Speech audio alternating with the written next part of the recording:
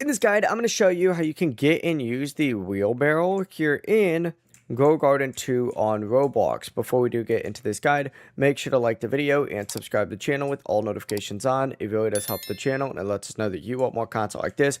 We'd greatly appreciate it. And if at any point throughout this guide you did have any questions, just ask them down in the comment section below and we could help you out further. I'm going to be doing my best to reply to every single comment down there.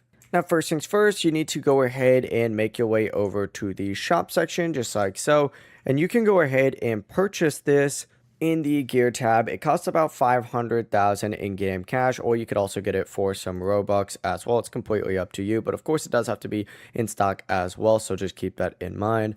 But essentially, once you go ahead and have this, you're able to actually carry other players around. So you can go ahead and walk up to another player, use the wheelbarrow, and then you can pick them up and move them. This is extremely helpful at night. You can go into someone's base if they're just like sitting in the edge of their garden, and you can go ahead and pick them up and take them out of your base. It's very, very, very convenient.